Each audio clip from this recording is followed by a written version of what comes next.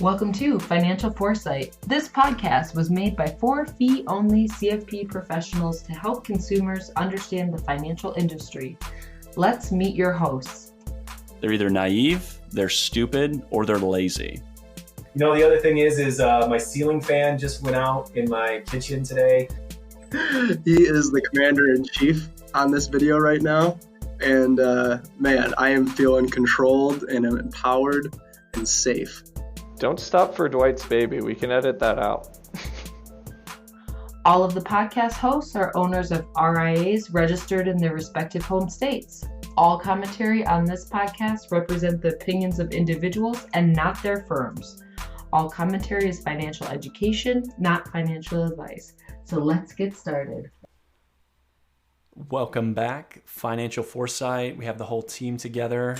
I'm back. I was gone for a little bit, but happy to have Ian, Dwight, Colin, and myself, Isaiah, here today. And we wanted to tackle a topic that is very relevant today, which is thinking about tax time and when to maybe go out and seek professional advice versus maybe do the DIY approach using some online tools or technology. And our resident tax expert, I think, would naturally be the best place to start. Dwight, kick us off. Give us some thoughts. What do you think? Oh man, I thought I wasn't going to go first, but all right, here we are, I guess. I mean, I'll fall on this sword if you want me to, Dwight. No, it's fine.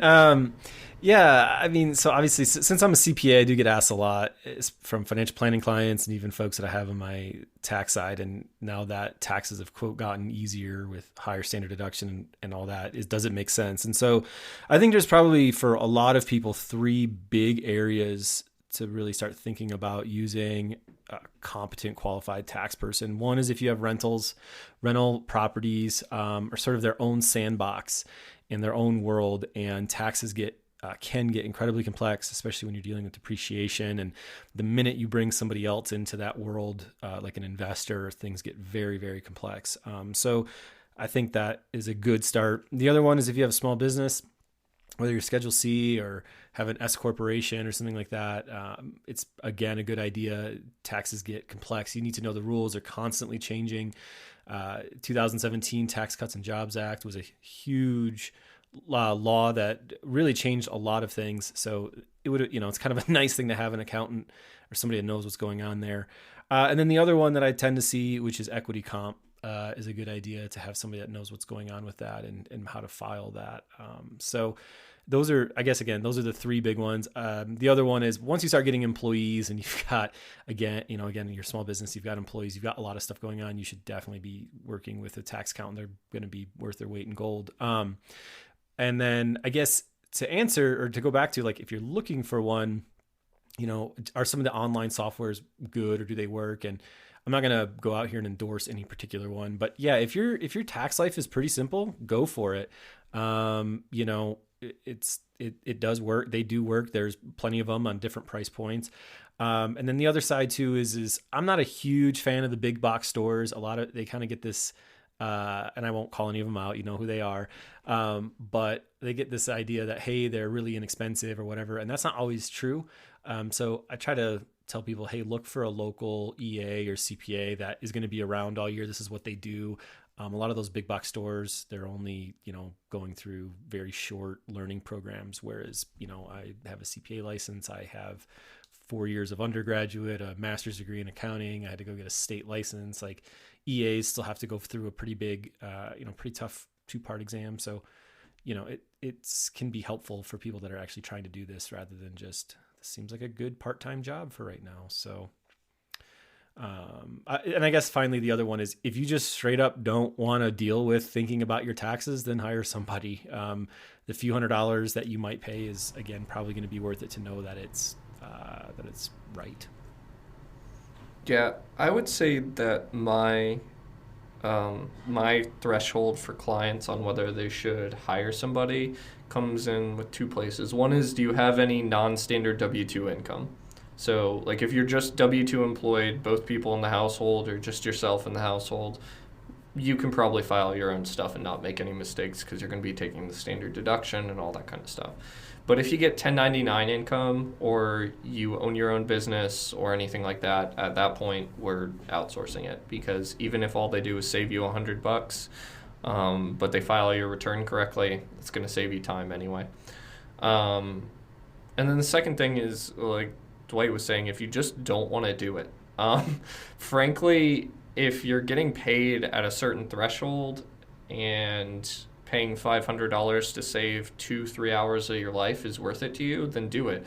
I think a lot of people don't outsource things that they should be outsourcing in order to enjoy their life more. So if you bring up the standard example of like having somebody clean your house or cook your meals for you, when you start making really good money, like a tax preparer falls into that category. They're relatively inexpensive for the couple hours of time that it's going to take you, and they take one thing off your plate that you no longer have to worry about. And that's a great resource if all you're trying to do is spend more time with your family or more time traveling or whatever. Then let's pay to not have to worry about those things. Yep, totally agree. I think it's actually kind of funny if you think about it and just step back. Like, taxes are something that we all have to do. It's kind of sad that it's become so complicated that you actually have to hire someone.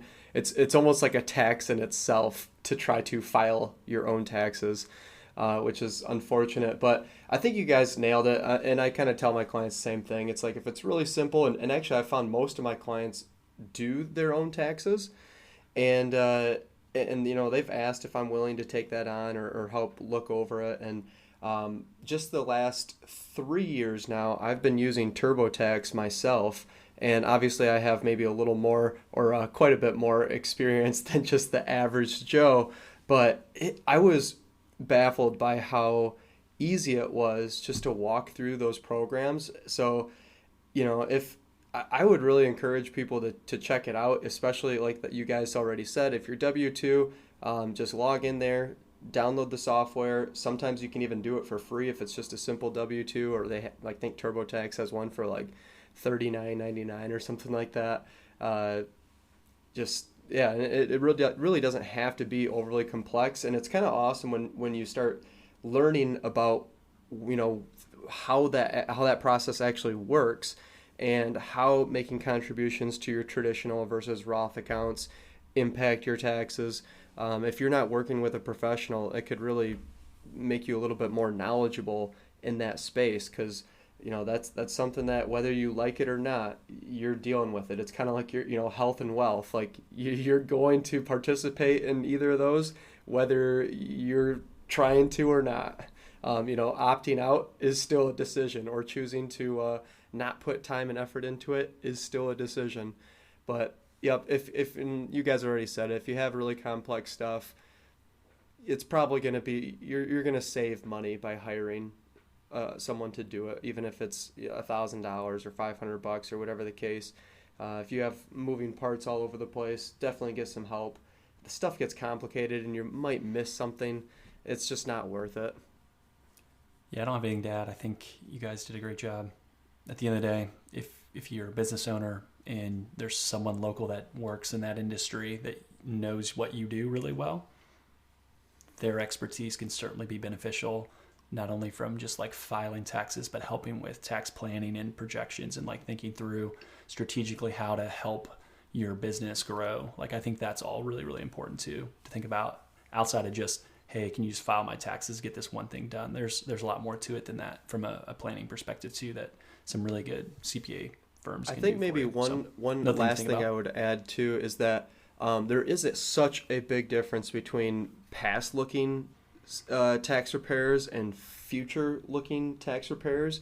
If you have a guy or guy or girl, whoever you're hiring, just to basically plug in the box, fill it in, and you're just another line item, on the shelf here, you're probably not getting the value that you maybe could if you were working with someone who actually like and trust, understands your situation, understands your goals. And that's kind of where the financial planning aspect folds into tax prep. So if you can get your planner and your tax preparer in the same room, that can be a really dangerous combo, because I know for a lot of my clients, we talk about trying to lower their lifetime tax bill versus just their 2019 or their 2020 tax bill. And maybe you'll take it on the chin today because you're choosing to file or to contribute to Roth 401ks versus the deductible traditional accounts.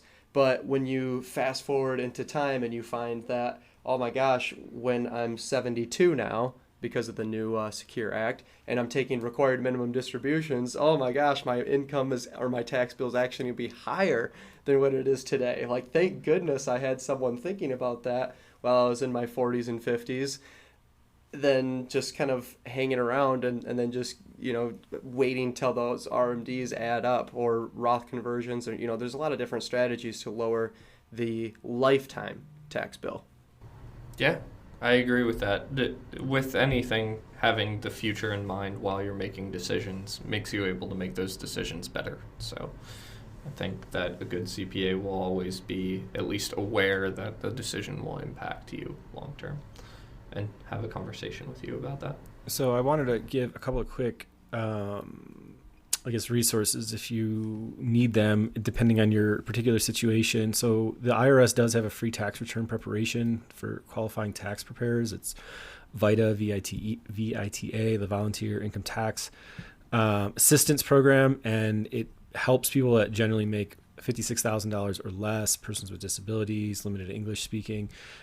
So you can go on irs.gov and find that. And the other one too is AARP does quite a bit. So you can usually check out your local library. They, or at least out here in Colorado, that's where I see them at, is that they're providing some return preparation for free to help, especially seniors, to make sure that they're getting all the credits and deductions that they're eligible for. Cause again, that can be a little bit more complex. So, it's always, you can always give them a call and see if you qualify, and get your stuff paid for or done for free. So that's a whole other soapbox I'd love to get on in terms of why it's so complex here, and it has a lot to do with some very big names. But check that out. IRS's free tax return preparation as well as AARP. So thanks, Dwight. That's some great resources. And yeah, I think next would be Tweet of the Week, which Ian can throw the names in the random number generator and spit out whoever's going this week. So I was chosen this week as the Tweet of the Week. So I have one from Dan Routh at Dan Routh CFP on Twitter. I think that's how you pronounce his last name. The tweet was #FinTwit. What is the best analogy you've heard or used when describing fiduciary versus suitability? The easy reply came from Bill Winterberg, who is all over the place. He's a fintech consultant, and we hear from him all the time, but he posted, suitability means selling a suit that fits you. Fiduciary means it actually has to look good on you. So the idea is that if the suit fits, perfect. We can get this product out the door, whereas in fiduciary work, it actually has to look good. And then I'll throw in my response just because, I'm self-centered like that. And I'll say that I said I use D&D analogies because D&D has an alignment system. So those of you who have played any tabletop games have heard of lawful neutral, lawful good, lawful evil, chaotic neutral, chaotic good, chaotic evil. Basically what I said is that lawful good is fiduciary. It's somebody who not only acts according to the law but acts with the best intentions. Versus lawful neutral is suitability, which is somebody who just acts according to the law and makes it fit whatever they need. I was going to go try to find that tweet because I really liked your response. I had heard the suit one before. Kits has posted it quite a bit. But Ian, I really liked yours a lot. Oh, well, thank you. Here, I'll link the tweet in the chat for you. But and then the funny part is Dan Yerger replied to that tweet with lawful evil is insurance suitability. People who are just slinging insurance policies. Basically, if you're alive. Zing! Basically, if you're alive and if it's legal, we're going to put you in this thing today. Yep. Sign here.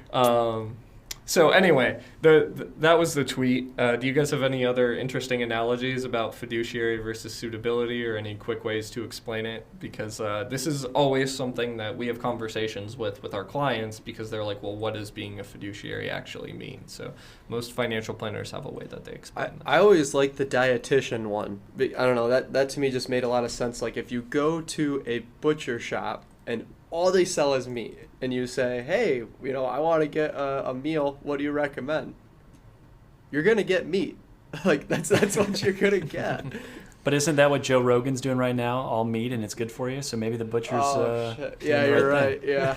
Oh man, the carnivore diet. All right, we'll have to cut that out. Oh man, that one backfired.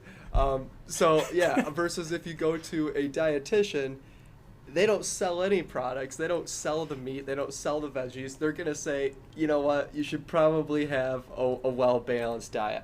Actually, let's change the analogy, because the carnivore diet is supposedly healthy. You are a Skittles pusher. Like, you sell Skittles, the candy. That's all you sell. So when you go there, what are you going to get? I've got an easier one for you, Colin. Help me out. Let's use the Girl Scouts. There you go. You go up to a Girl Scout and you're like, I want something to eat. You're going to get some cookies. You're going to get right? cookies. Okay, thank you. That's way better. You're not getting popcorn? Nope, No, you're getting cookies. No. Exactly. Okay. No, it's cookie season, man. They're Yeah, slinging I know. those cookies. We actually just bought some cookies from... Of course you Yep. did. Everybody does. Yep. These cookies are delicious. So that's my favorite. Any other analogies, guys? My go-to is usually just trying to relate it to, whatever they do for a living. So for me, one easy one in like the dental world is you can go like old school 2D X-rays, or you can use like CAD CAM or like 3D. So you get a lot more depth, a lot more information around their patient and like what they can do to treat. When they have that 3D X-ray, you can like do all these different things and show and explain. Versus 2D, it's like, well, I think this looks like this might be something where you don't have as much detail. So that's the way that I always explained it, is like, hey, you can take an X-ray and you think that this is probably what's best, but maybe not sure, where you can get more detail and get more in depth with something that's going to give you more information and more well-rounded thoughts to make that treatment planning better. So that's always the way that I've tried to explain it, is, hey, what do they do for a living? And then kind of go that route. Yeah. I like that. All right, well, let's move on to our last subject, which is just for our own entertainment today, and maybe you on the podcast, some tax horror stories. So this one, maybe we will continue to kick it off with Dwight, since he has the most, but we'll ask him to keep it to just one or two quick stories this time, because I'm sure he's got hours worth of content. He's going to there. pull out like his burn book from like Mean Girls. Like, Exactly. Yeah, if we meet in person, buy me a beer and I'll tell you some good ones. No, there's some good and some not good ones. I think, again, for the purpose of this podcast, the ones that I tend to see that tend to be the biggest mistakes, I guess, is when people are DIYing. It really has a lot to do with rental properties, especially if somebody has a primary residence that they've eventually converted, said, hey, I'm going to, take my old house. This was a lot like 2008, for example, when the market wasn't good, but I still see it now, where somebody says, well, I bought my house, I'm going to live in it for a few years, and my intention is to rent it out.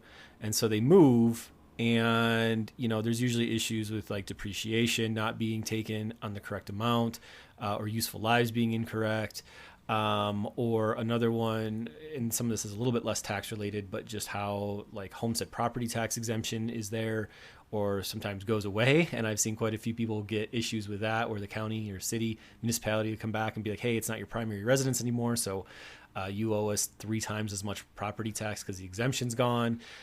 Just things like that, or, and again, all just making sure you have the proper insurance. Again, that's not a tax issue, but rentals, just for me, tend to be kind of a sticky picture, where it seemed like it was a really good idea, and when it's actually done properly and not just run through a tax software. Because remember, tax software is just going to say, yep, this looks good. You gave me a number and we did a calculation. It doesn't like audit your calculation. So just, things like that.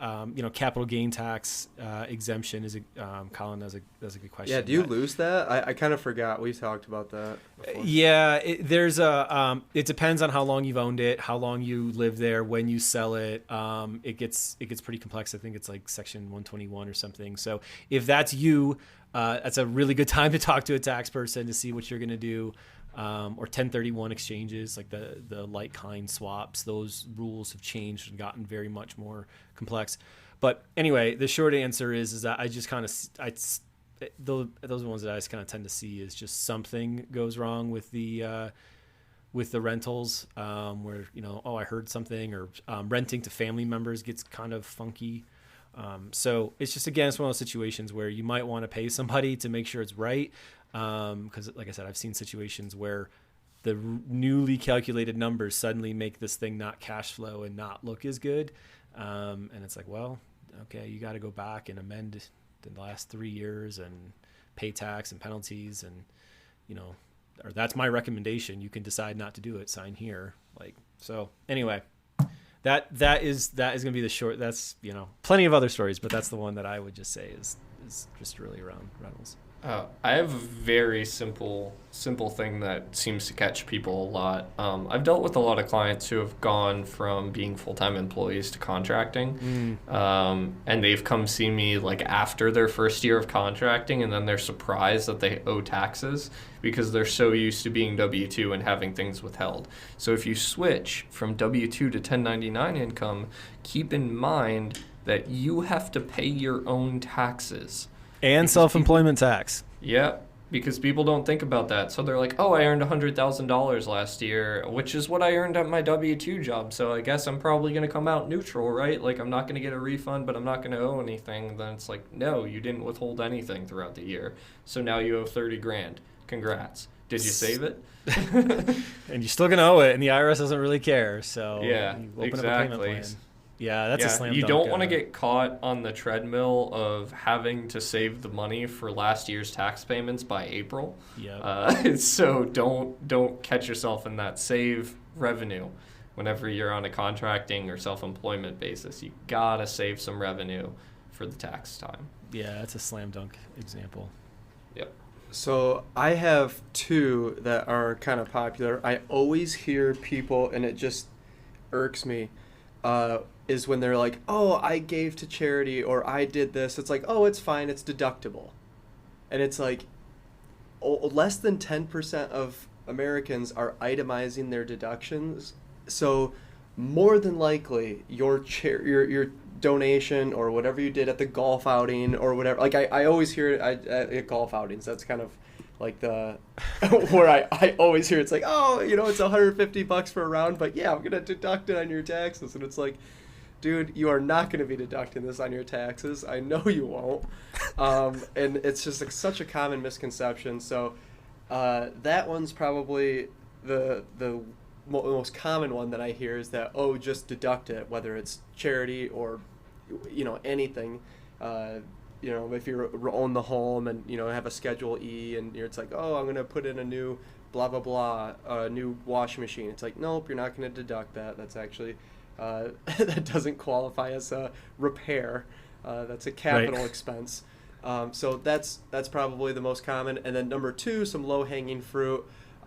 If we have any older clients on the call today or listening to the podcast, is if you are charitably inclined and you're making donations to the church or whatever the case, and you have required minimum distributions, you can just simply direct your required minimum distributions to a charity of your choice, and then instead of paying the taxes, you actually basically just get the full, basically 100% deduction on the tax. So if you are making donations to charities and you have required minimum distributions, I found a couple low-hanging fruit there of just redirecting those RMDs directly to the charity so that you never take the income. It doesn't go increase your taxes, doesn't increase your taxable income, sometimes reduces your Social Security taxability. It can be a pretty good win-win situation. Yeah, that's a great example. All great examples, actually. And it leaves me with one where no one's going to be surprised where I'm going to take this because it's going to go investing related. I was just waiting for someone else to take Isaiah it. But yours are with so much investing? better.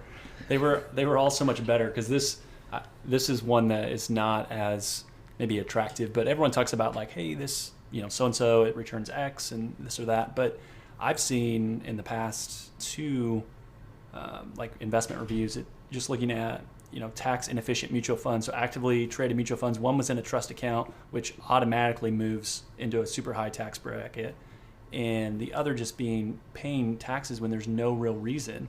And for one, it was, they're going to pay $1,600 in taxes that are super avoidable. So if you think about if you're investing outside of the traditional retirement accounts in something that's a brokerage account or taxable, own ETFs. You don't have to own just a plain vanilla index. There's plenty of other good ETFs that are out there, but on average, ETFs are going to give you about 0.75% in a benefit just from the tax savings over time.